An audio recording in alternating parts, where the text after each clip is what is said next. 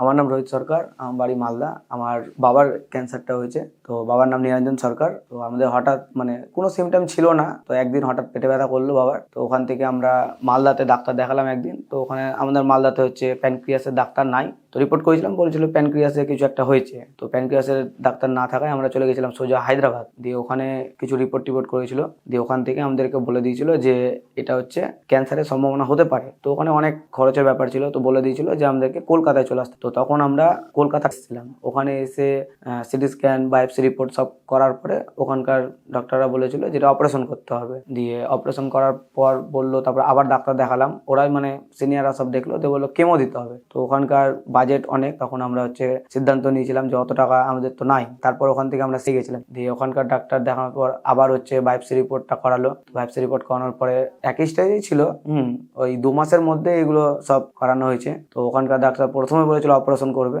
তারপরে আবার ওদের সিদ্ধান্ত চেঞ্জ করে কেমো দিতে বলেছিল, 6টা কেমো।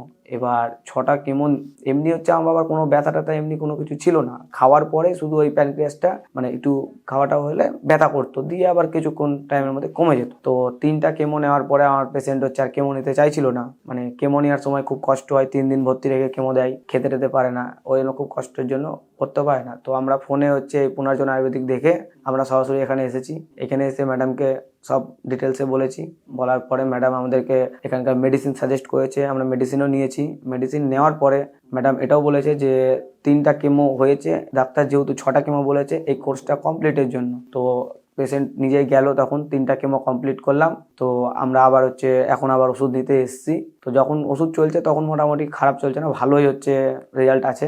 ব্যথা ট্যাথা কমই আছে। তো আপনাদের মেডিসিন খাওয়ার আগে হচ্ছে আমার পেশেন্টের প্যানক্রিয়াসের ওখানে খাবার সময় ব্যথা করছিল, তো আপনাদের মেডিসিন খাওয়ানোর পর থেকে 3 বেলা খাই, তখন খেতে খেতে তো এখন খাওয়াটাও বেড়েছে, আবার হচ্ছে কাজকর্ম আগের মতো মোটামুটি ভালোই করছে, অনেকটাই সুস্থ আছে।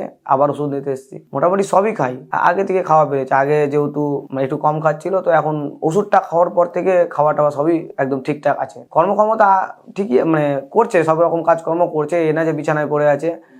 হাঁটা চলা কাজকর্ম সবই করছে। পেশেন্ট আমার নর্মাল পেশেন্ট হয়ে গেছে একদম। আমি বলতে চাইছি যে যাদের ক্যান্সার হয়েছে এটা নিয়ে দুশ্চিন্তা কোনো কারণ নেই। আমি আমার পেশেন্টকে দেখছি, যতটা জানছি যে আয়ুর্বেদিক খাওয়াটা একদম ভালো, কারণ কোনো সাইড এফেক্ট নাই এটাতে। পেশেন্ট একদম সুস্থ থাকবে।